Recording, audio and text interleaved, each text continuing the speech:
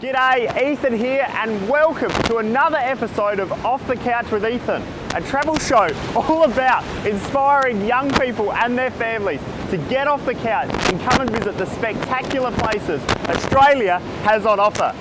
Now, in this episode, I am very excited to bring you to a very beautifully spectacular part of South Australia. It is the absolutely rough yet stunning Southern Yorke Peninsula.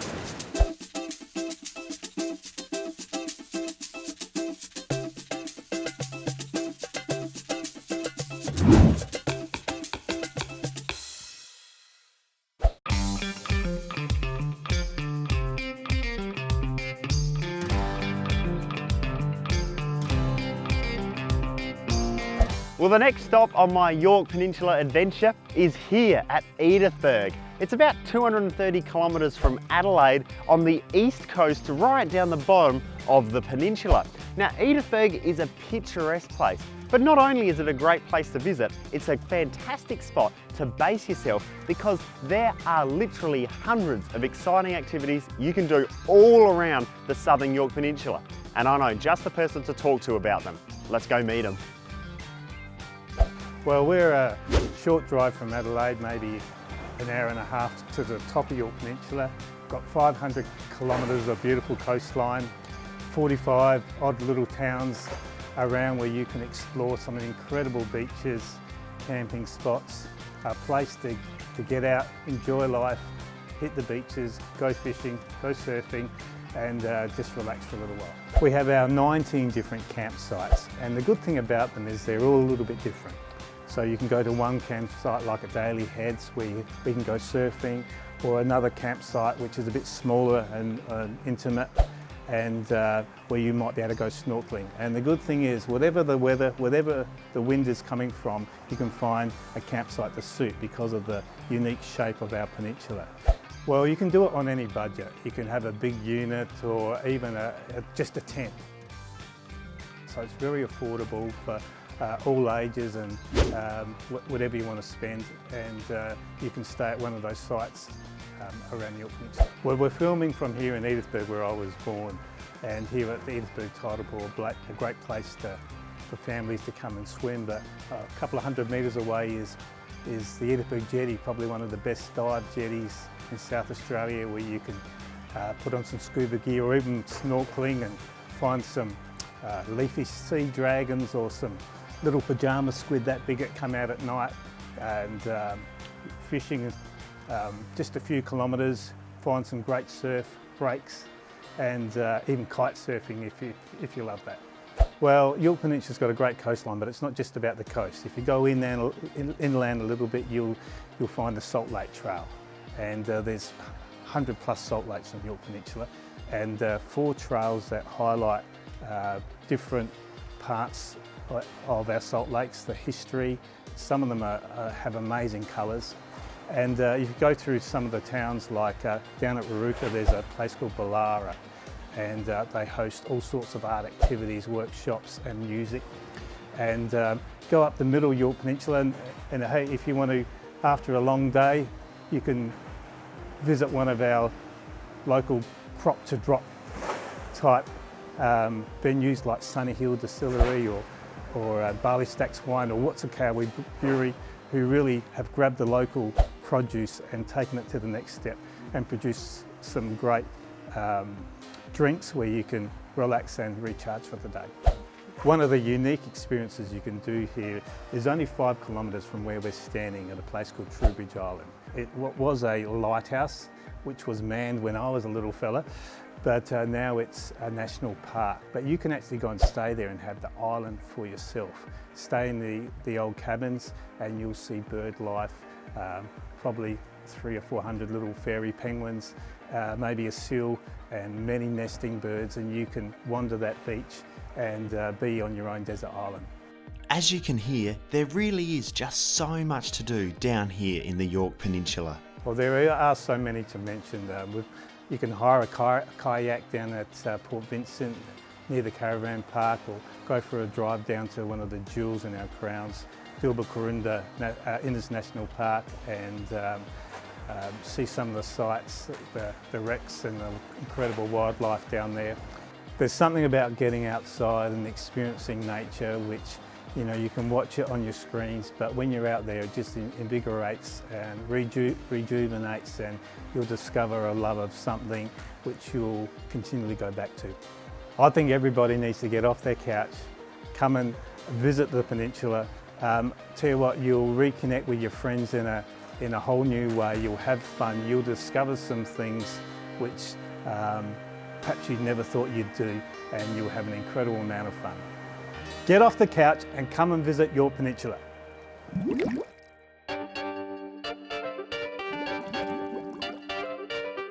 Edithburgh is nestled right on the eastern coast of the Southern Yorke Peninsula and is a beautiful place to base yourself as you explore all there is to offer at the bottom of the boot.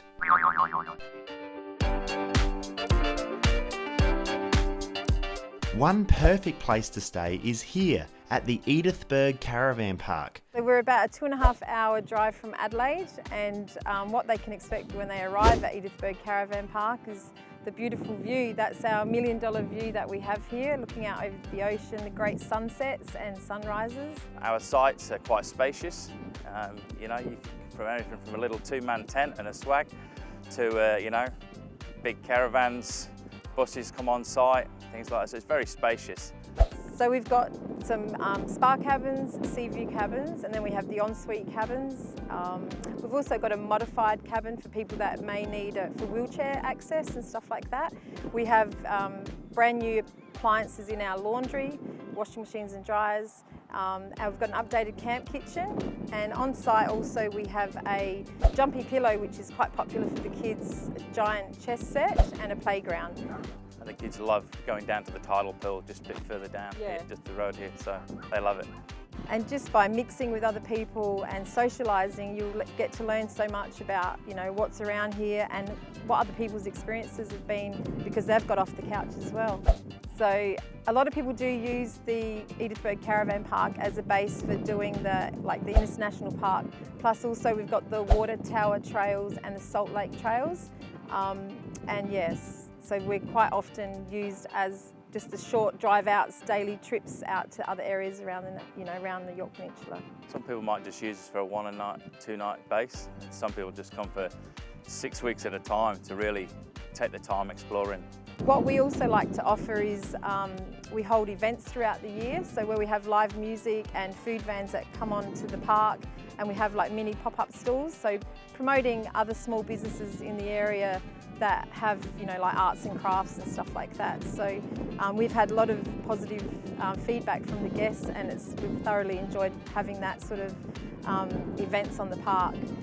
We are also pet friendly as well, so if you've got your little fur babies at home, we'll get them off the couch as well and bring your fur babies with you. Instead of being on devices and stuff like that, get off the couch and come on over to Edithburgh. Get off the couch! Come and visit Edithburgh and stay with us at Edithburgh Caravan Park. Yes!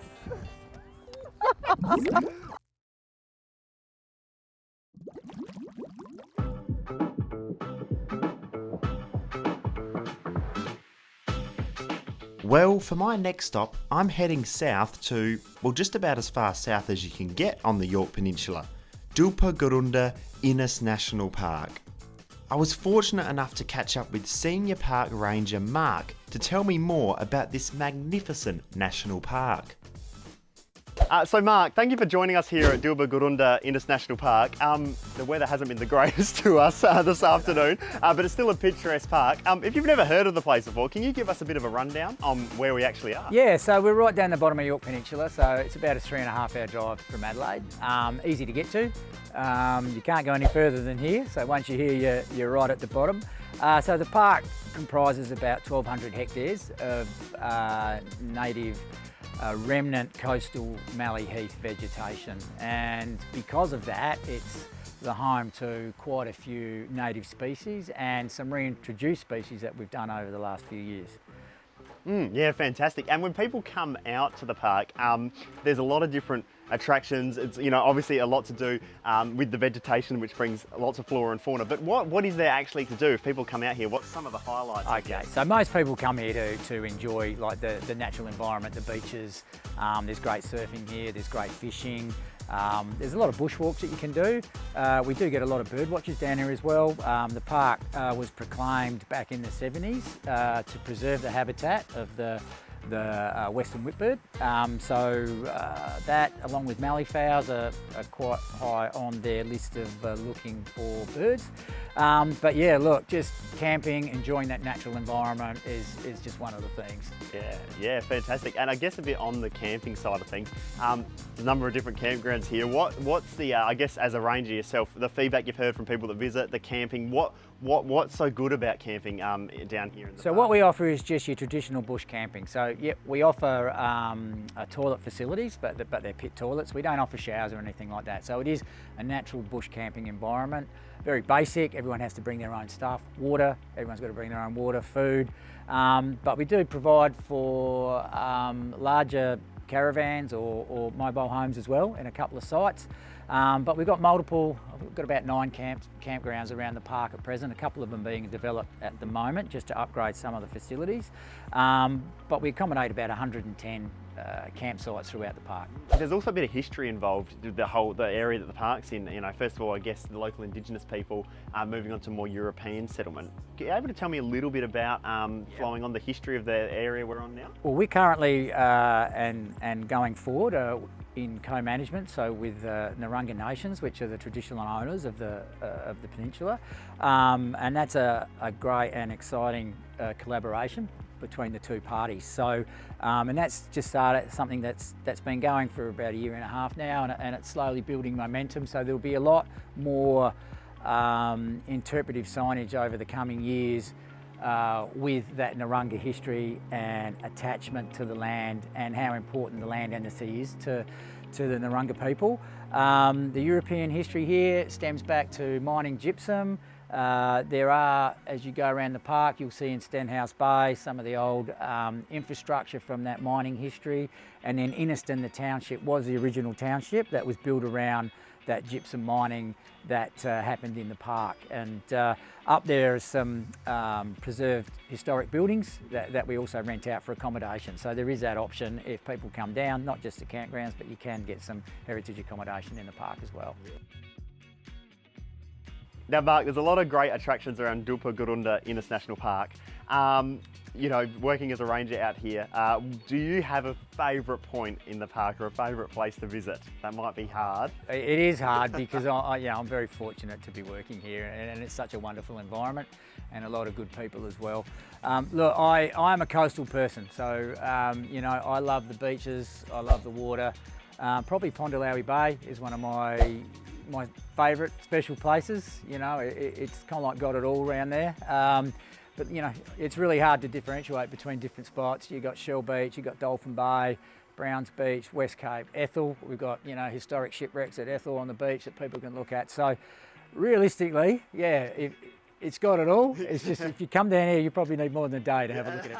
Oh yeah, definitely, exactly right. And I guess, you know, you could spend 3 hours here or you could spend 3 months here, it's still not enough time. I guess my program Off the Couch with Ethan is all about trying to encourage young people and their families to get off the couch and go out and see places like Dulpa Gurunda Innis National Park. I guess in your opinion, why do you believe that young people should be getting off the couch and coming out to visit the park?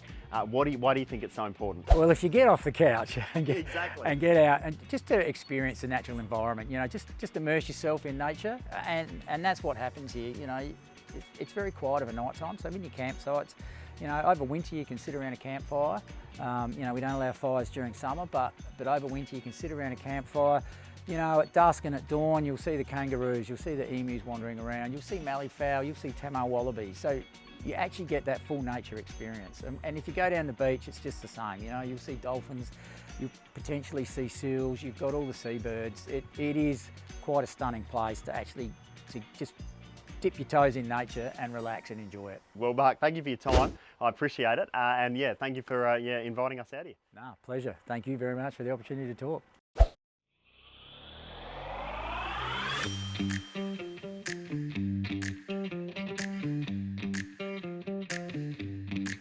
So I took Mark's advice and made my way through what is the final frontier of the Yorke Peninsula. The park is just picturesque and the scenery just takes your breath away.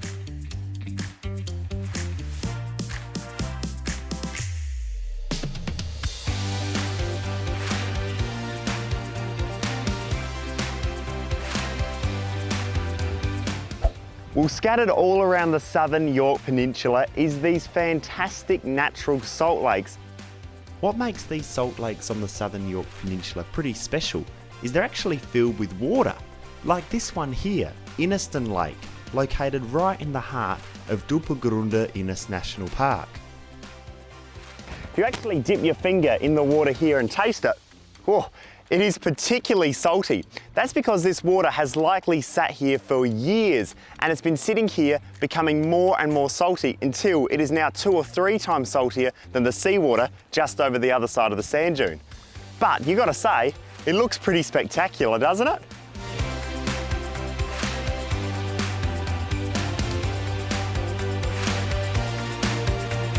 Now just across from Inniston Lake is what looks like a bunch of rocks. However, I am told this place used to be one of the busiest towns in the entire Yorke Peninsula. Well, I'm here right at the very heart of Dulpagurunda Innis National Park at the historic settlement of Inniston. Now, this area where I'm standing used to be a thriving mining town with about 130 people living there. In 1913, a company started mining gypsum in this area. And you know this because when you look around this area on the ground, you'll find these shiny pieces of white, creamy coloured rock. That's gypsum. A part that always amazes me about these abandoned towns is that it used to have everything you needed in the town, made locally. Now, the remains of the town where I'm standing today, you'll find every building you'd find in a town that catered for about 130 people. There was houses, schools. Right now I'm standing in the old bakery. Now, the company that ran the town continued to mine and export gypsum out to sea for a number of years until it eventually transitioned into making and exporting plasterboard. But with a dwindling population and a bad economy, the town eventually shut down in 1930, leaving these nearly 100-year-old remains for us to explore and see today. It really shows us another life to what this area used to be less than 100 years ago and how it's changed into the landscape we know and love today. You can also rent historic accommodation in and around this historic town, making it a pretty cool and relaxing getaway to the Southern Yorke Peninsula.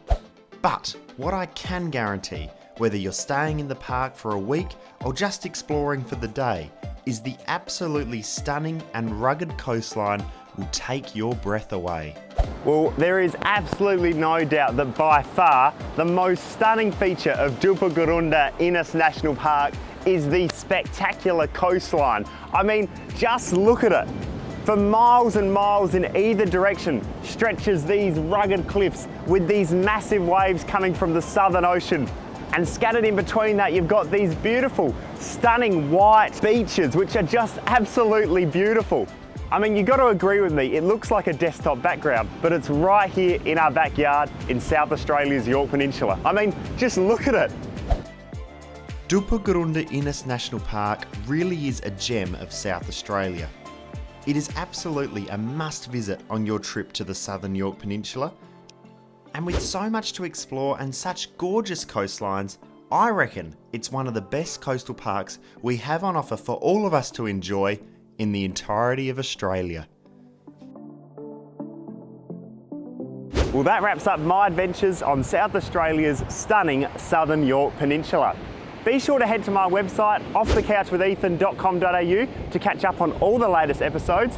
And don't forget to like me on Facebook and follow me on Instagram to keep up to date with my travels. Well, young people and your families, it is your turn now to get off the couch and come and visit the spectacularly stunning Southern Yorke Peninsula. It truly is a beautiful place that you must visit. And as always, I'll see you on my next trip. And particularly in Dulpagurunda Innis National Park, there are plenty of salt leaks that are actually got water in it. Salt leaks, okay, sorry. That's our $1 million view that we have here, looking out over the ocean, the great sunsets and sunrises. That was good though, you started off really good. And then when they arrive, they'll be, oh my God! I reckon it's got to be one of the best coastal carks. Oh my gosh. The best postal carks. Oh my goodness me. One of the best coastal parks. Got it.